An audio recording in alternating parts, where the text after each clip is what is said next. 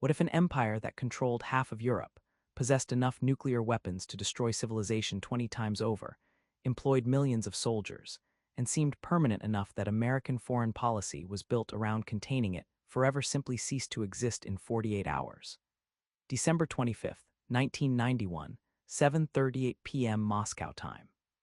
Mikhail Gorbachev sits in the Kremlin and announces his resignation as president of the Soviet Union. The speech lasts 11 minutes. At 7:49 p.m., he signs the decree transferring control of Soviet nuclear weapons to Boris Yeltsin of the newly independent Russian Federation. By midnight, the Soviet flag is lowered from the Kremlin for the last time and replaced with the Russian tricolor. December 26, 1991, the Soviet Union no longer exists. 70 years of communist empire, from Vladimir Lenin in 1917 through Joseph Stalin, Nikita Khrushchev, Leonid Brezhnev, and finally Gorbachev, ended not with nuclear war, not with revolution in the streets, not with Western invasion, but with a resignation speech and a flag coming down. 15 republics that had been Soviet states declared independence within weeks. The hammer and sickle that flew over 1/6 of Earth's land surface was suddenly gone. An empire that seemed so permanent that George H.W. Bush gave his Chicken Kiev speech in August 1991 warning Ukraine not to seek independence evaporated within months.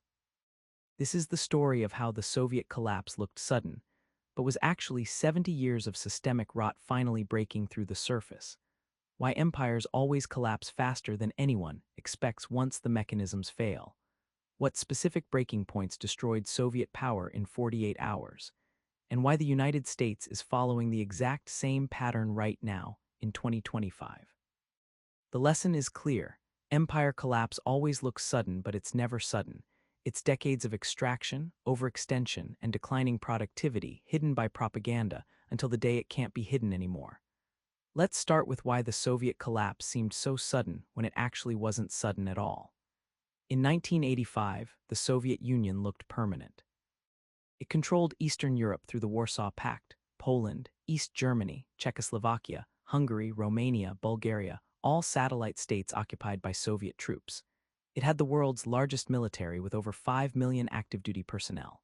It possessed roughly 39,000 nuclear warheads, more than the United States. It controlled massive oil and natural gas reserves. It had launched the first satellite, the first man in space, and maintained a space program that rivaled America's. Western analysts assumed the USSR would exist indefinitely.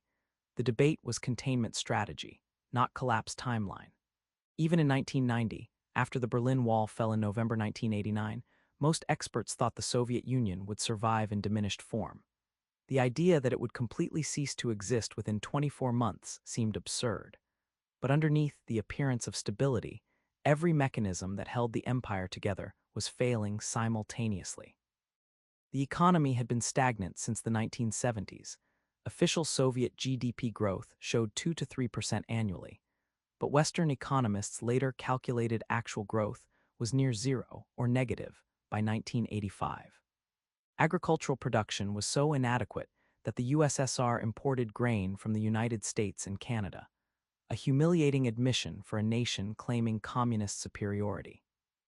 Industrial production was trapped in outdated factories producing goods nobody wanted, Soviet televisions that exploded, cars that broke down constantly, machinery that lagged decades behind Western equivalents. The command economy that Stalin built in the 1930s had worked for rapid industrialization through forced labor and resource exploitation. But by 1985, it was completely incapable of competing with capitalist economies in technology, efficiency, or quality. Here's the mechanism that actually killed the Soviet Union. They couldn't create enough wealth to fund the empire while maintaining control over satellite states. The Soviet economic model was extraction. Take resources from satellite republics in Eastern European states, transfer them to Moscow, use them to fund military and party apparatus, distribute minimal benefits back to keep populations compliant. Estonia, Latvia, Lithuania produced goods that went to Russia. Ukraine's agricultural output fed the Soviet military. Kazakhstan's oil and natural gas powered Soviet industry. This worked as long as the extraction produced more value than the cost of military occupation and control. But by the 1980s, the math stopped working. The Afghan War from 1979 to 1989 cost roughly $800 billion to $2 trillion in modern value depending on estimates, killed 15,000 Soviet soldiers, and achieved nothing. Afghanistan remained unconquered, and the war was Vietnam-level humiliating. The arms race with the United States under Reagan forced massive military spending. By 1985, roughly 15 to 20% of Soviet GDP went to military versus 6% for the United States. And because Soviet GDP was smaller and declining, this represented an impossible burden. Meanwhile, satellite states were becoming net costs instead of net benefits. Keeping troops in East Germany, Poland, Czechoslovakia cost money. Suppressing independence movements cost money. Subsidizing communist governments in Eastern Europe to prevent revolts cost money.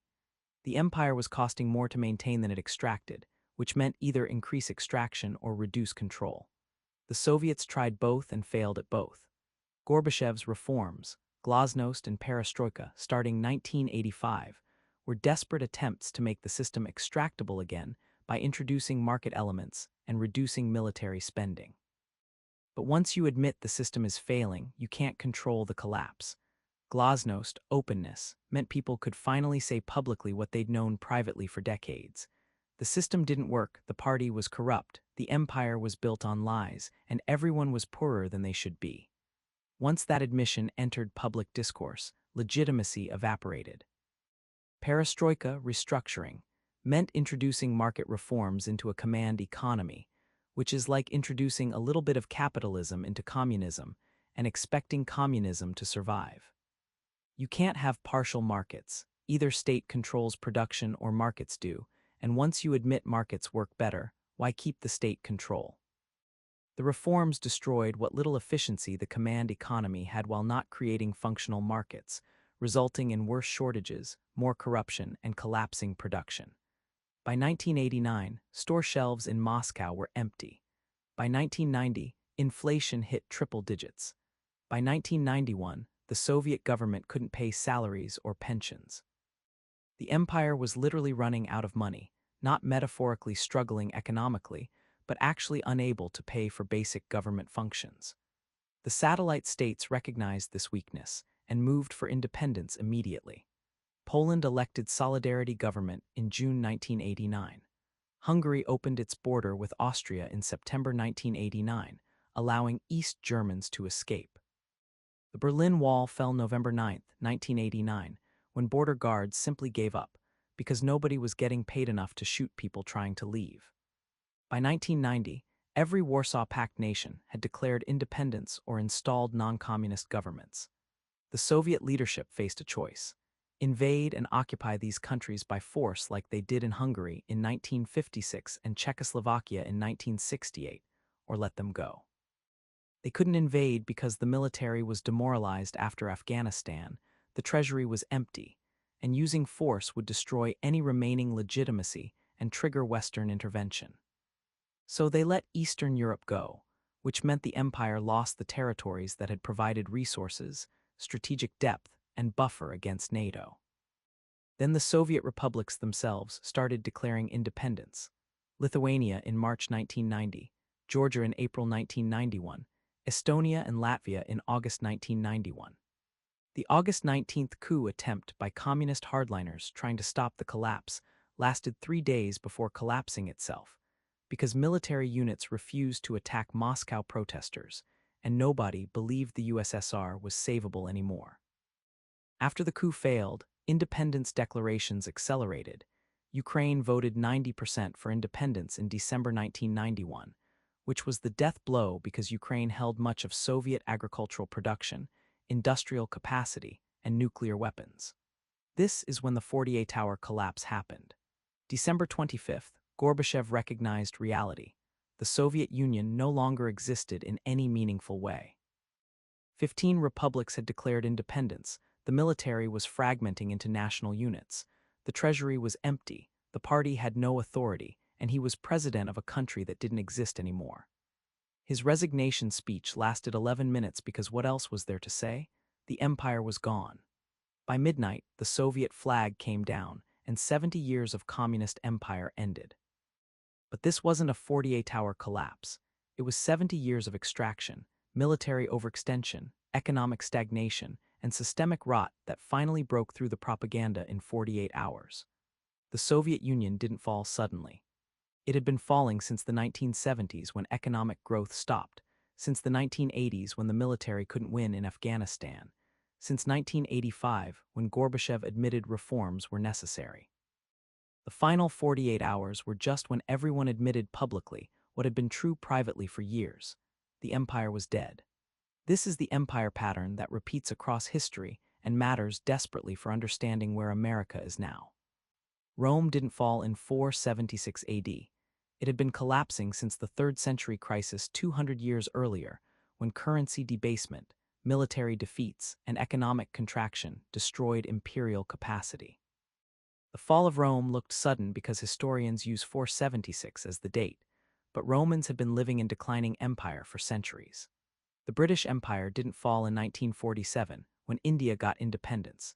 It had been collapsing since World War I bankrupted Britain, and World War II made maintaining the empire impossible. The decolonization of the 1940s through 1960s was just the public admission that the empire was already gone. The Spanish Empire didn't collapse when they lost their last colonies in 1898. It had been a zombie empire since the 1700s after the silver ran out, and they had no productive economy. Every empire collapse looks sudden because there's a specific date when the flag comes down, but that date is always just when the reality that's been building for decades becomes undeniable. Empires fall slowly, then all at once. The United States in 2025 is following the exact Soviet pattern. Military overextension with 800 military bases in 80 countries and 20 years of failed wars in Afghanistan and Iraq that cost $8 trillion and achieved nothing. Economic stagnation with real median wages flat since the 1970s, while official statistics claim growth. Infrastructure decay with bridges collapsing and roads crumbling, while military spending hits $877 billion annually. Currency debasement with the Federal Reserve printing $8 trillion since 2008. Satellite state costs exceeding extraction benefits. We spend more maintaining NATO and defending allies than we extract through dollar hegemony. Political legitimacy collapsing with 70% of Americans saying the country is on the wrong track.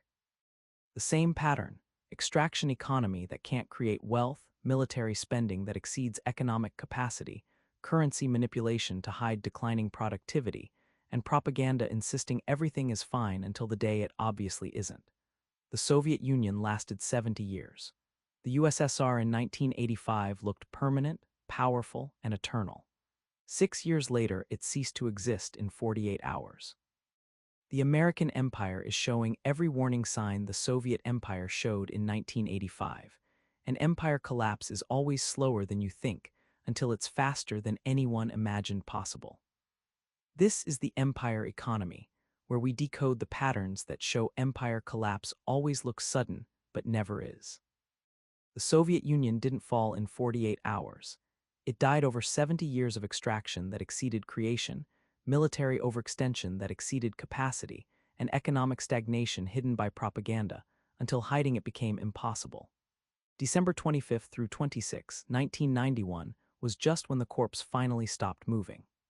Every empire follows this pattern because the mathematics of extraction economics don't change. You can hide decline for decades, but you can't hide it forever. When the breaking point comes, it comes fast because everyone who pretended the system worked simultaneously admits it doesn't. The Soviet flag came down in 48 hours after 70 years of pretending it would fly forever. What flag comes down next, and how long are we pretending it won't?